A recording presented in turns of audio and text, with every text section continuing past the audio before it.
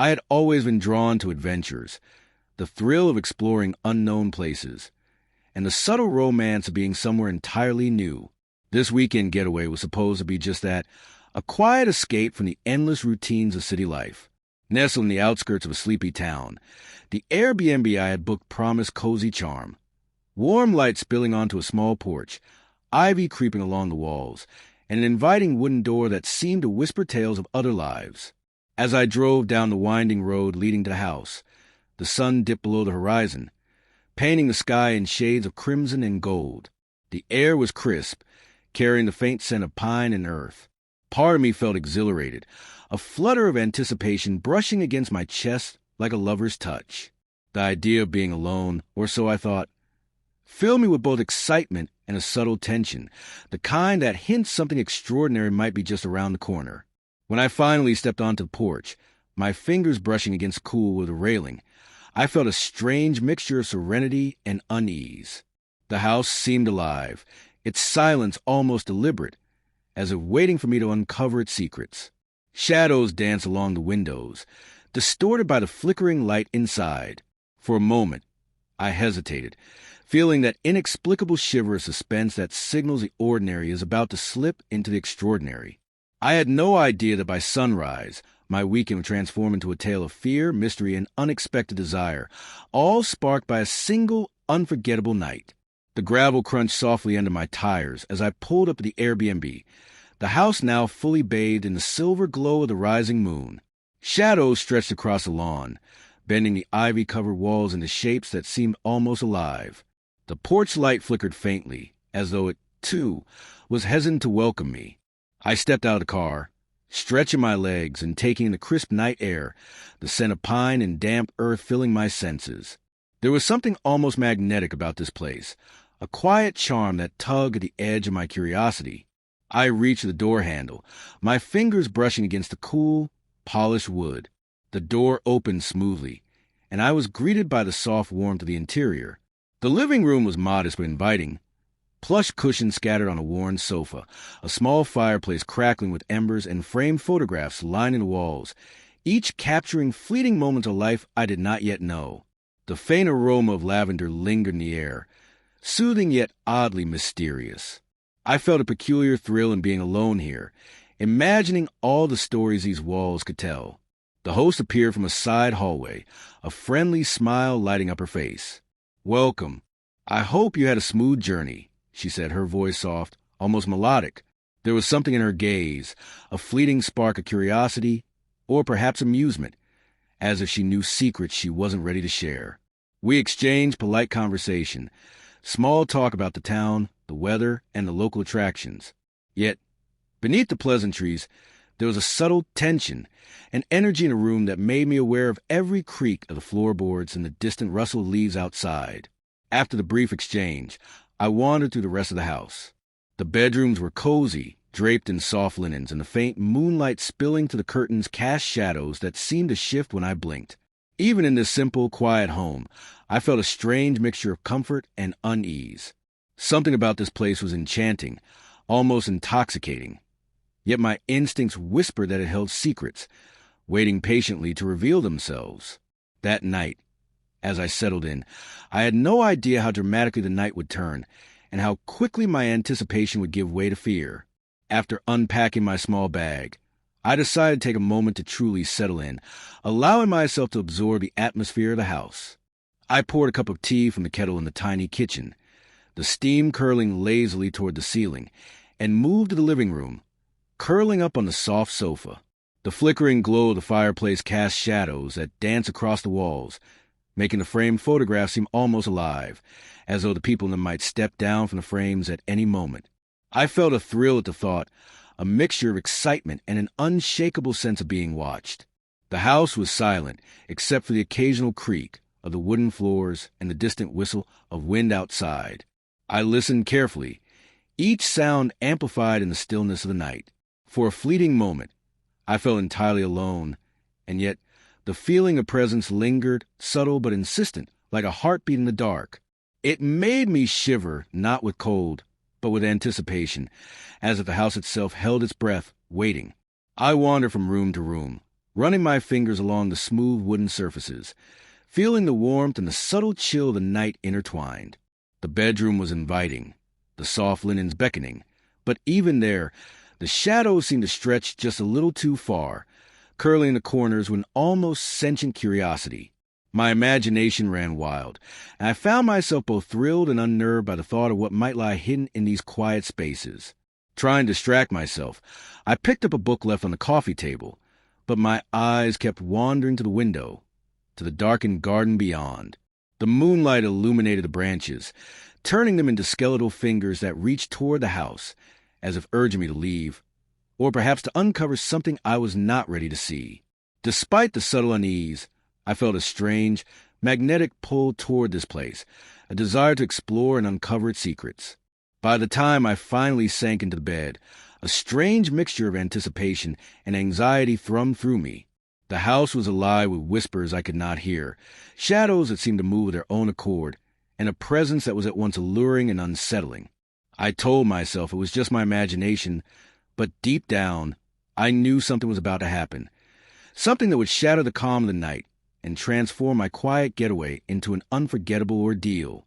I had drifted into a light, restless sleep, the moonlight filtering through the curtains and casting long, silver streaks across the room. The house was silent, save for the occasional whisper of wind brushing against the windows. Suddenly, my phone buzzed sharply against the nightstand, yanking me awake. I squinted at the screen, heart skipping a beat. A message from my Airbnb host. Leave now. Something happened to the previous guest. My pulse surged, my fingers trembling as I held the phone. My mind raced, 1,000 questions crashing into one another. What had happened? Was it serious? A prank? The words seemed impossibly real, yet the calm, warm tone of the house mocked my panic. The shadows in the corners of the room suddenly felt heavier, leaning closer, as if they were listening to my thoughts. I sat up, wrapping the blanket around me like armor, my breath shallow and quick. Every instinct screamed at me to leave immediately, yet a part of me, inexplicably drawn to the mystery, wanted to linger, to uncover the truth lurking beneath the polished surfaces of this seemingly serene house. The silence that followed the message was deafening, broken only by the soft creak of the floorboards somewhere in the distance. A strange thrill mingled with my fear, an almost electric tension that made my pulse race not just from danger, but from the intoxicating uncertainty of the night. My eyes darted around the room, tracing every shadow, every flicker of moonlight, as though the house itself might reveal its secrets if I dared to look closely enough.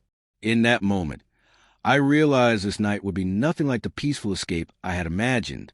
The ordinary had shifted into the extraordinary, and the first heartbeat of terror had begun, a pulse that would carry me through a night of fear, revelation, and unanticipated desire. I sat on the edge of the bed, my phone still trembling in my hands. The words from the 2 a.m. text replayed in my mind, each repetition tightening a knot of dread in my stomach. Something had happened to the previous guest, and I was supposed to leave immediately. My first instinct was to call the host back, but my fingers hovered over the screen, hesitant. What if the truth was worse than I could imagine? Finally, I pressed the call button. The line rang once, twice, and then a click. Hello. The host's voice was calm, deceptively casual. You need to leave, she repeated, her tone almost too gentle, too controlled. I asked what happened, but she avoided the question, murmuring something about a situation and insisting I pack quietly and depart without delay. There was no time for explanations, and the way she said it, almost apologetically, sent a chill through me. I ended the call and leaned back, mind racing. I pulled up news articles about the area, scanning for any report of accidents, crimes, or missing persons connected to the Airbnb.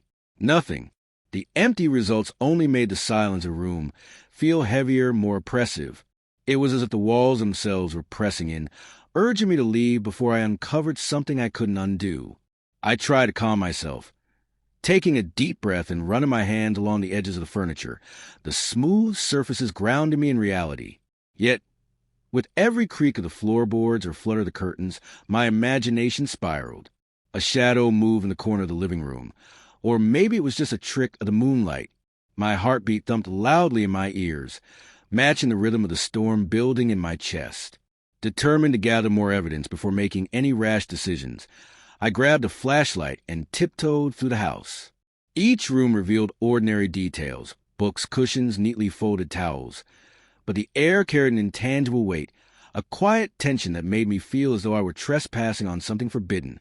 Then I noticed it, a small photo tucked behind a frame on the mantel, partially hidden. It showed a young woman, smiling, her expression frozen in mid-laughter, yet something in her eyes made me shiver. Was this the previous guest? I sank to the floor, the flashlight illuminating her face, my mind a whirlwind of fear and fascination. I knew I couldn't ignore the warning, but part of me, the reckless, curious part, wanted to uncover the truth. My pulse raced as I realized the night would demand more than caution. It would demand courage, intuition, and perhaps a touch of recklessness. And in that tension, there was an undeniable allure, a strange, almost forbidden excitement that entwined fear with something far more intoxicating. By the time I returned to the bedroom, the weight of the unknown pressed down on me, and I understood that leaving wasn't merely about safety. It was about surviving a night that had already begun to change me in ways I could not yet comprehend. I stood in the bedroom doorway, staring at the dimly lit hallway, my suitcase open and half-packed.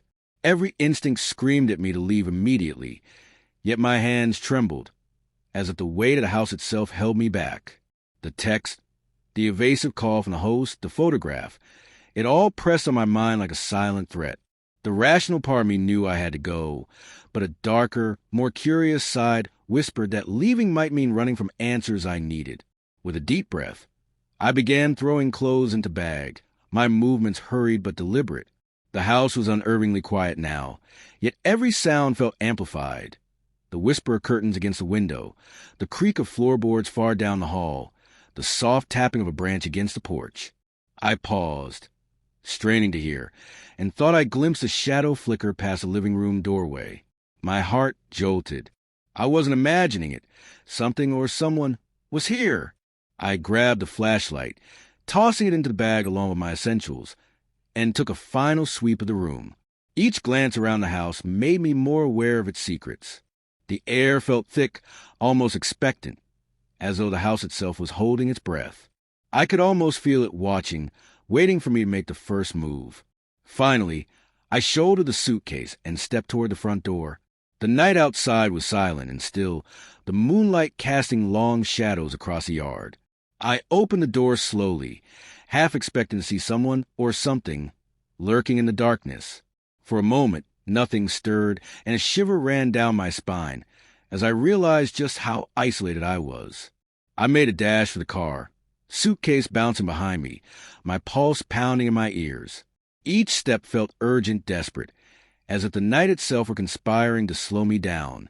When I finally reached the vehicle and fumbled with the keys, my hands slick with sweat, I could hear a faint creak from the porch behind me. I didn't look back. The engine roared to life, and I sped down the winding road, leaving the eerie glow of the house behind. Even as the car carried me away, I couldn't shake the tension, the sense that the night wasn't finished with me. The thrill of fear mingled with strange, lingering excitement, a pulse of anticipation that made my escape feel like more than just survival. It was a dance with the unknown, and I was just beginning to realize how far this night might take me. The winding road stretched before me, illuminated only by the car's headlights cutting through the darkness. My hands gripped the steering wheel tightly, knuckles white, as a memory of the house pressed against the back of my mind. Each shadow along the roadside seemed to flicker with movement, and every rustle of leaves sounded like footsteps chasing me. I forced myself to focus on the road ahead, but the feeling of being watched refused to let go. As I drove faster, the image of the photograph I had seen, the smiling young woman with eyes that seemed too knowing, haunted me. Who was she? What had happened to her? And why had the host sent that message? My mind raced, piecing together fragments of fear and intuition. It felt as if the house itself had a heartbeat, synchronized with mine, pulsing with secrets that were finally beginning to surface. A sudden flash of movement in the rear-view mirror made me slam on the brakes. Heart hammering, I strained to see into the darkness, but there was nothing, only the road disappearing into the night. Shaking, I realized that the sense of danger wasn't just in my imagination. Something had happened here, something real, and I had narrowly escaped being part of it. When I finally reached a small, 24-hour diner a few miles down the road, I pulled into the parking lot, gasping for breath. The fluorescent lights felt almost violent against my eyes, harsh in their normality compared to the eerie ambience I had left behind. I stepped inside, and the warmth and chatter of strangers enveloped me, grounding me in reality. For the first time since receiving that 2 a.m. text, I allowed myself to breathe. Yet, even there, the questions remained. I couldn't shake the feeling that I had only glimpsed the surface of something far more sinister. Later, I would learn fragments of the story. The previous guests had vanished under mysterious circumstances, and the host had been unusually evasive when authorities came knocking. The revelation left me shaken, but it also carried a strange allure, a dangerous fascination with the unknown. That night, as I sat sipping coffee and staring out at the quiet streets, I realized that some mysteries refused to be ignored. I had escaped the house, but the experience had left its mark, a delicate tension between fear and fascination, suspense and desire. The night had changed me, and in ways I was only beginning to understand. By the time I reached a nearby hotel, dawn was breaking, painting the sky in pale shades of pink and gold. The night's terror had begun to fade, replaced by a mixture of relief and exhaustion. I sank onto the crisp hotel bed, my suitcase abandoned in the corner, and let my thoughts settle. The events of the night, the 2 a.m. text, the photograph, the shadows, felt almost surreal, like a half-remembered dream. Yet the tension in my chest told me it had been very real indeed. I tried to process everything logically, replaying the timeline in my mind. The host's message, her evasive answers, the uncanny stillness of the house, all pointed to something sinister. But what and why had I been spared? I couldn't answer these questions, and perhaps that was the point. Some mysteries, I realized, are meant to haunt us, lingering at the edges of memory, reminding us that not everything is meant to be understood. Even as the morning light filled the room, a part of me remained alert, my senses tuned to the faintest sound or movement. The night had left its mark, an indelible mix of fear and fascination. I found myself drawn to the thought of uncovering the truth, yet I knew that the very act of curiosity could be dangerous. There was a strange allure in the unknown, a seductive tension that intertwined dread with excitement. Later, I would learn fragments of the previous guest story. A disappearance, rumors of strange occurrences, unanswered questions that no one seemed willing to discuss. And yet, the memory of that house, the shadows, and that single, haunting 2 a.m. text would remain with me. I had escaped physically, but the night had changed something within me. It had awakened a restless curiosity, a heightened awareness of the delicate line between fear and fascination. Some experiences linger, quietly reshaping the way we see the world. And this night would linger with me, always.